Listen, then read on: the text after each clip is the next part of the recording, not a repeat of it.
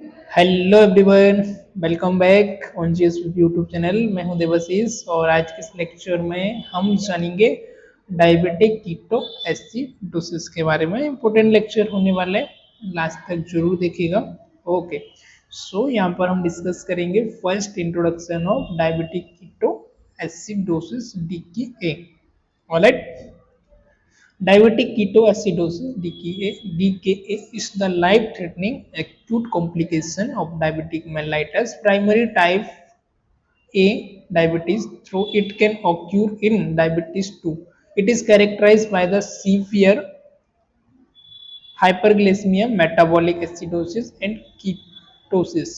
DKA result from the absolute or relative deficiency of insulin and increase in the counter regulatory hormone, leading to the uncontrolled lipolysis and ketone production. Okay, alright. So diabetic ketoacidosis क्या है? DK से life threatening condition, ये हमारी life threatening condition होती है। This is the acute complication, ये आपका एक एक्यूट कॉम्प्लिकेशन होता है डायबिटीज मेलाइटस का। और ये हो सकता है आपका प्राइमरी डायबिटीज, डायबिटीज 1 की वजह से हो सकता है, या डायबिटिक 2 की वजह से भी आपको ये हो सकता है।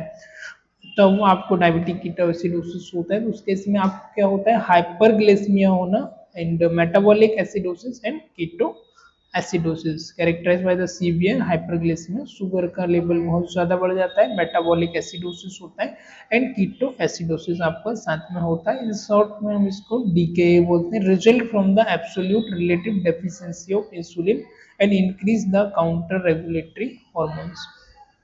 ये आपको कब होता है, किस रीजन की वजह से होता है? एब्सोल्यूट जो हॉर्मोन्स है इनका रिलेटिव डेफिशिएंसी होना, इसकी वजह से ये हो सकता है डेफिशिएंसी होना।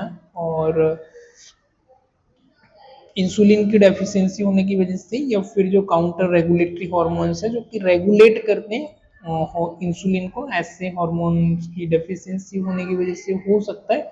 और जो कि लीड करता है आपका uncontrol lipolysis and ketone production. Right, एक बार और मैं इंट्रोडक्शन को रिपीट करना चाहूंगा। Diabetic ketoacidosis DK is a life threatening acute complication of diabetic mellitus primary type 1 diabetes, though it can occur in type 2 diabetes. Okay, so diabetic ketoacidosis एक life threatening condition होती है जिसमें आपकी जान का जोखिम होता है, थोड़ी सी सीवियर कंडीशन होती है। कॉम्प्लिकेशन किसकी वजह से हो सकती है? Complication of diabetes mellitus type 1 diabetes या टाइप 2 डायबिटीज की वजह से ये हो सकती है, इसके कॉम्प्लिकेशन की वजह से हो सकती है। जब ये डिसीज आपको हो जाती है तो आपको सीवियर हाइपरग्लाइसेमिया होता है, आपका शुगर का लेवल बहुत ज़्यादा इंक्रीज हो जाता है, आपको मेटाबॉलिक एसिडोसिस होता है। राइट, आपका एसिडोसिस होना, मेटाबॉलिक एंड कीटोसिस आपको हो सकता है। Result from the relative deficiency of insulin. अब ये क्यों होता है? आपका डेफिशिएंसी होना इंसुलिन की and increase in counter regulatory hormone, ये काउंटर रेगुलेटरी हार्मोन उनका इंक्रीज हो जाना, जो कि लीड करता है आपके uncontrol lipolysis and ketone production को। Alright, causes and risk factor इसके क्या क्या हैं? कॉजेस से inadequate insulin therapy, inadequate insulin therapy कम होना या इंसुलिन कम मिल पाना, डोज वगैरह मिस करना, इनसफिशिएंट इंसुलिन लेना, इसकी वजह से हो सकता है। इन्फेक्शन की वजह से हो सकता है, स्पेशली निमोनिया वगैरह है, यूरिनरी ट्रैक इन्फेक्शन है, उसकी वजह से आपको हो सकता है। न्यू ऑनसेट ऑफ डायबिटीज, यदि आपको न्यू ऑनसेट डायबिटीज हुए उसकी वजह से आपको हो सकता है first presentation and undiagnosed type 1 diabetes. Right, undiagnosed type 1 diabetes से, उसकी वजह से भी यदि टाइप 1 डायबिटीज आपका डायग्नोज नहीं हुआ है प्रॉपर तरीके से, अनडायग्नोज से, उसकी वजह से हो सकता है। स्ट्रेस की वजह से आपको हो सकता है, फिजिकल और इमोशनल स्ट्रेस इंक्रीज करता है आपके काउंटर रेगुलेटरी हॉर्मोन्स को। अदर इसकी कंडीशन है पेनक्रिएटाइटिस, मायोकार्डियल इन्फार्क्शन, स्ट्रोक और ट्रॉमा। पेनक्रिएटाइटिस की वजह से हो सकता है, एमआई की वजह से हो सकता है, स्ट्रोक की वजह से भी हो सकता है, और इवन ट्रॉमा की वजह से भी आपको हो सकता है। राइट, कुछ इसके रिस्क फैक्टर हैं। फर्स्ट हमारा poor adherence to diabetes management, diabetes management पर प्रॉपर तरीके से एडेयर नहीं रहना, कंटिन्यूसली आपका जो ट्रीटमेंट है उसको फॉलो नहीं करना, इस रीजन की वजह से हो सकता है। Inadequate monitoring of glucose blood level की वजह से हो सकता है।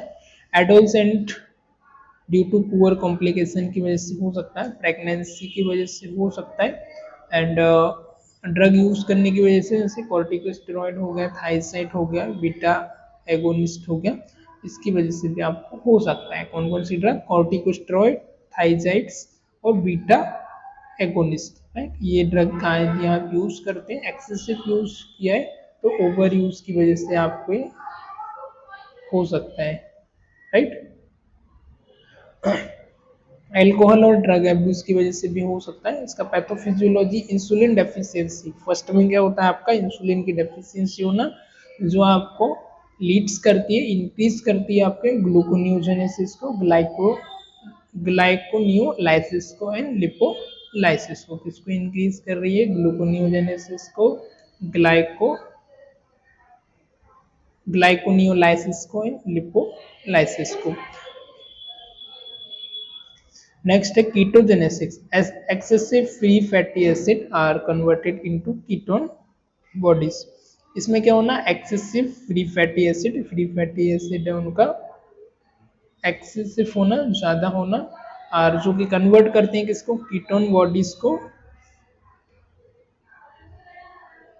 है ना। Excessive fatty acid are converted into, excessive fatty acid है कन्वर्ट किसमें हो रहा है हमारा? कीटोन बॉडीज में, beta hydroxy butyrate and acetoacetate में कन्वर्ट हो जाना, इस रीजन की वजह से आपको ये हो सकता है। मेटाबॉलिक एसिडोसिस की वजह से हो सकता है। Ketone accumulation, lower blood pH की वजह से भी आपको ये हो सकता है। And causes hyperglycaemia, causes osmotic diuretic and leading to dehydration and electrolyte imbalance। Hyperglycaemia की वजह से ये हो सकता है, ग्लूकोज लेवल आपका कम है, इसकी वजह से हो सकता है, क्योंकि कॉज करते हैं आपको ऑस्मेटिक डायूरेटिक, जो कि लीड करता है आपका डिहाइड्रेशन एंड इलेक्ट्रोलाइट इम्बैलेंस को। नेक्स्ट आपका counter regulatory hormone, counter regulatory जो साथ में इसको हेल्प करते हैं रेगुलेट करने के लिए हार्मोन्स, इसकी वजह से हो सकता है, जैसे कि आपका increase level of glucagon, glucagon जो हार्मोन है काउंटर रेगुलेटरी होता है, इसके इंक्रीज होने की वजह से, कॉर्टिसोल की इंक्रीज होने की वजह से हो सकता है। कैटिकोलामाइन हार्मोन्स इंक्रीज होने की वजह से हो सकता है। ग्रोथ हार्मोन एक्सरवेट हो रहा है उसकी वजह से हो सकता है। मेटाबॉलिक डीजनरेटमेंट की वजह से भी आपको ये हो सकता है। Alright, so this is the reason। then clinical manifestation इसका साइन एंड सिम्टम क्या है आपको? Hyperglycaemia, polyuria, polydipsia and weight loss. क्या होना आपको? पॉलीयूरिया होना, बहुत ज्यादा प्यास लगना, पॉलीडिप्सिया होना और वेट लॉस होना। तो this is the reason. And acidity में क्या होना? नोसिया, वोमिटिंग, एब्डोमिनल पेन होना, कुछ स्मॉल रेस्पिरेशन होना, मतलब डीप ब्रीथ होना, लेबर्ड ब्रीथिंग होना, राइट। नोसिया होना, वॉमिटिंग होना, एब्डोमिनल पेन होना, दिस इज द सिम्टम्स। कुछ small respiration, deep laboured breath, right. Dehydration होना, ड्राई म्यूकस मेम्ब्रेन का आपका ड्राई होना जाना, संकेनाई होना, पुअर स्किन ट्रिगर होना, टेकिकार्डिया एंड हाइपरटेंशन भी हो सकता है, राइट। न्यूरोलॉजिकल को सिम्टम है अल्टर्ड मेंटल स्टेटस अल्टर्ड होना, लेथार्जी होना, कोमा में जाना एंड सीवियर केसेस में फ्रूटी ब्रीथ जो है वो फ्रूटी होना, कीटोएसिडोसिस में ऑर्डर ब्रीथ होना, फ्रूट के जैसा ऑर्डर स्मेल आना। देन डायग्नोस्टिक एवेल्युएशन, क्या क्या इसका डायग्नोस हो सकता है? तो फर्स्ट है इसका ब्लड ग्लूकोज आप चेक कराएंगे तो this is the more than आएगा आपका 250 mg पर डीएल, ऑफन हायर, या फिर इससे ज़्यादा भी हो सकता है 250 mg पर DL. Atrial blood gas, ABG, जब आर्टेरियल ब्लड गैस आप कराएंगे तो इसका जो पीएच आएगा this is the less then 7.3 bicarbonate, less than 18 मोल पर लीटर, राइट। ये आपको फाइंड आउट मिलेगा जब आप एबीजी कराएंगे, वहां पर आपका बाइकार्बोनेट का लेवल। ऑलराइट, पीएच 7 के नीचे आएगा, बाइकार्बोनेट आपका लेस देन 18 आएगा, right. Then ketone positive serum और urine ketone beta hydroxybutyrate preferred. Ketone positive आपका आएगा पॉजिटिव सीरम और यूरिन कीटोन, राइट। कीटोन क्या आएगा आपका positive serum urine ketone beta hydroxybutyrate preferred, जिसमें हम बीटा हाइड्रोक्सीब्यूटेड प्रेफर्ड करेंगे। देन इलेक्ट्रोलाइट, इलेक्ट्रोलाइट जब आप चेक कराएंगे तो उसमें क्या चेंजेस आपको देखने को मिलेगा, हाइपोकैलेमिया, हाइपोकैलेमिया आएगा आपका पोटेशियम का लेवल कम होना, हाइपरकैलेमिया आएगा पोटेशियम का लेवल इंक्रीज होना, and normal potassium anion gap. और नॉर्मल पोटेशियम आएगा तो फिर इसमें आपका एनायन गैप आ जाएगा, this is the less than 12, right. 12 से नीचे आएगा एनायन गैप आपका, राइट। एबीसी आपको देखना सीखना पड़ेगा। Then complete blood count, CBC जब आप करेंगे तो यहाँ पर आप इवेल्युएट करेंगे इन्फ्लेमेशन को और इन्फेक्शन को। रीनल फंक्शन टेस्ट आप कराएंगे, जिसमें आप रीनल फंक्शन टेस्ट में एलिवेटेड ब्लड यूरिया नाइट्रोजन आपको देखने को मिलेगा BUN, and creatine due to the dehydration, dehydration की वजह से आपको ब्लड यूरिया नाइट्रोजन ज़्यादा मिलेगा, क्रिएटिन भी आपको लेवल इंक्रीज देखने को मिल सकता है। मैनेजमेंट है इसका इमीडिएट, जो हमारा गोल्स है जो हमको कंप्लीट करना पड़ेगा, रिस्टोर वॉल्यूम, बॉडी से फ्लूइड डिहाइड्रेशन हो रहा है तो हमको आईवी फ्लूइड पेशेंट को इंट्रोड्यूस करना पड़ेगा, ज़्यादा से ज़्यादा हमको आईवी फ्लूइड इंसर्ट करना है। Correct hyperglycaemia and acidosis, hyperglycaemia को करेक्ट करने के लिए इंसुलिन थेरेपी दे सकते हैं, पैरेंटरल दे सकते हैं, या फिर आप सब्स्टिट्यूट भी दे सकते हैं। नॉर्मलाइज इलेक्ट्रोलाइट, इलेक्ट्रोलाइट को रेगुलर चेक करना पड़ेगा, नॉर्मल कराना पड़ेगा। अंडरलाइन कॉज को ट्रीट करना है, किस वजह से हो रहा है। ट्रीटमेंट स्टेप्स, फर्स्ट फ्लूइड को रिप्लेसमेंट करना है, ज़्यादा से ज़्यादा आपको आईवी फ्लूइड पेशेंट को देना है। Start with 0.9 saline for dehydration, dehydration के लिए आप 0.9 का सलाइन यूज करेंगे। Switch to 0.45 saline if sodium is high, यदि सोडियम आपका इंक्रीज होता है, ज़्यादा होता है तो 0.45 का सलाइन आप यूज करेंगे। इंसुलिन थेरेपी, नेक्स्ट जो हमारा थेरेपी है insulin, right. Intravenous regular insulin to suppress ketosis and reduce glucose, alright. तो यहाँ पर क्या करेंगे, इंट्रावीनस आप पेशेंट को रेगुलर इंसुलिन देंगे जो कि सप्रेस करेगा आपको कीटोएसिडोसिस को एंड रिड्यूस करेगा आपके ग्लूकोज को। पोटेशियम रिप्लेसमेंट आप देंगे, जिसमें आप क्लोजली मॉनिटर करेंगे, and initiate potassium replacement if level fall below the 5.3 मोल पर लीटर। पोटेशियम यदि आपका कम हुआ तो इनिशिएट में आप पोटेशियम रिप्लेसमेंट करेंगे, यदि इसका जो लेवल है लोग 5.3 आया है, नॉर्मल से नीचे आया है, तब आप पोटेशियम रिप्लेसमेंट करेंगे। बाइकार्बोनेट थेरेपी देंगे only in severe acidosis, severe acidosis है तो आप बाइकार्बोनेट पेशेंट को देंगे। एसिडोसिस आपका कितना आ रहा है, लेस देन 6.9 आ रहा है, उस केस में आप bicarbonate soda bicarb injection patient को देंगे। मॉनिटर करेंगे आवरली ब्लड ग्लूकोज लेवल को आपको हर 1 घंटे में मॉनिटर करना है, हर एक 1 आवर में, every 1 hour. Electrolyte and ABG कराना है आपको एवरी डे, राइट। ट्रीट करना है अंडरलाइंग कॉजेस को, जैसे कि आपका एडमिनिस्ट्रेशन एंटीबायोटिक, इफ इन्फेक्शन यदि प्रेजेंट है इन्फेक्शन की वजह से तो आप एंटीबायोटिक पेशेंट को एडमिनिस्ट्रेशन करेंगे। कॉम्प्लिकेशन इसका क्या क्या हो सकता है, this is the severe disease, so complication cerebral oedema, first जो सेरिब्रल एडिमा होगा, मोस्ट कॉमन इन चिल्ड्रन, ज़्यादातर किस में देखने को मिलता है, चिल्ड्रन में, cause by rapid osmotic shift, osmotic shift जल्दी होने की वजह से, रैपिड होने की वजह से सेरिब्रल हेमेटोमा, सेरिब्रल एडिमा उसको हो सकता है। इलेक्ट्रोलाइट इम्बैलेंस होंगे तो वो आपको वापस से रिप्लेस करना है। हाइपोकैलेमिया हो सकते हैं एंड हाइपर नेट्रीमिया हो सकता है, सोडियम का लेवल इंक्रीज होना, एंड हाइपोफॉस्फेटमिया भी आपका हो सकता है, तो इसको आपको मैनेज करना होगा। Acute kidney injury AKI, secondary to the severe dehydration, secondary severe dehydration की वजह से एक्यूट आपको किडनी इंजुरी भी हो सकती है, राइट। कार्डियक अरिथमिया हो सकता है from electrolyte disturbance, electrolyte disturbance की वजह से कार्डियक अरिथमिया भी आपको डिसअरिथमिया हो सकता है, right. Shock and event death, in case of delay treatment, treatment यदि डिले होता है पेशेंट आपका शॉक में जा करके डेड भी हो सकती है, राइट। प्रिवेंशन क्या है इसका, पेशेंट को आपको एजुकेट करना है importance of regular insulin, insulin वो रेगुलर लेता रहे एंड ग्लूकोज को रेगुलर मॉनिटर करवाता रहे, राइट।